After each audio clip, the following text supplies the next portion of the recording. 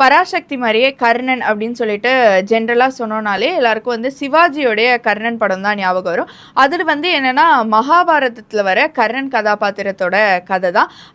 ஏற்கனவே வந்து நம்ம வீடியோஸ்லலாம் சொல்லியிருக்கோம், சிவாஜி வந்துட்டு ஏன் ஒரு கிரேட் ஆக்டர், அவர் ஏன் ஒரு நடிகர் திலகம் அப்படின்னு சொல்லிட்டு இப்போ வரைக்கும் அவருடைய படங்கள் ஒவ்வொரு படங்கள் மூலயமா நமக்கு வந்து ப்ரூவ் பண்ணிகிட்டே தான் இருக்கார்.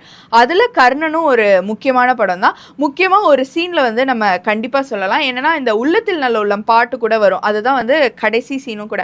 கர்ணன் வந்து இறந்து போகிற சீன், அது வந்து அவரோட லாஸ்ட் பிரீத், அதாவது ஒரு மூச்சு விடுறதுல கூட ஒரு வேரியேஷன் காட்ட முடியும் அப்படின்னா வந்து அது நினச்சி கூட பார்க்க முடியல. அது வந்து கண்டிப்பாக சிவாஜியால் மட்டும்தான் பண்ண முடியும்னு சொல்லலாம். அடுத்த கர்ணன் வந்துட்டு மாரி செல்வராஜுடைய 2வது படமான தனுஷ் நடிப்பில் வெளிவந்த கர்ணன்.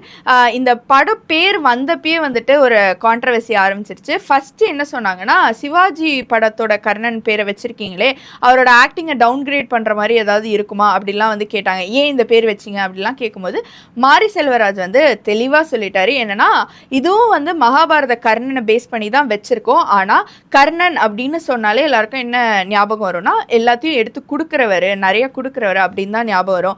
ஆனால் நான் இந்த படத்தில் என்ன சொல்ல வரேன்னா, அவருடைய கன்சர்வேட்டிவ் பேக்ரவுண்டை பற்றி, அதாவது ஒரு பேசிக் உரிமைக்காக ஒரு கர்ணன் எப்படி போராடுறான் அப்படிங்கிறத சொல்கிறதுக்காக தான் கர்ணன்னு வச்சுருக்கேன் அப்படிங்கிற மாதிரி சொன்னார். செகண்ட் கான்ட்ரவர்சி என்ன வந்துச்சுன்னா, படம் ரிலீஸ் ஆனதுக்கப்புறம் வந்துட்டு இது கொடியங்குளம் கேஸை வந்து டைரெக்டாக காட்டுற மாதிரி இருக்குது, நீங்கள் வந்து அதை பற்றி சொல்கிறீங்க, ஒரு குறிப்பிட்ட சமூகத்தை வந்துட்டு தப்பாக போர்ட்ரே பண்ணுறீங்க அப்படிலாம் சொன்னாங்க. அதுக்கும் வந்து இவர் என்ன சொன்னாருன்னா வந்துட்டு, இப்போ ஒரு படம் அப்படின்னா வந்துட்டு நம்ம யோசிக்கிறது வந்து எப்போ யோசிப்போம்னா, நம்மளை சுற்றி நடக்கிறது, நம்ம படிக்கிறது, பார்க்குறது, அதை வச்சு தான் பண்ணுவோம். நான் எந்த டைரெக்டான இன்ஸ்பிரேஷனும் எடுக்கலை, யாரையும் அடிக்கணும்னு சொல்லலை.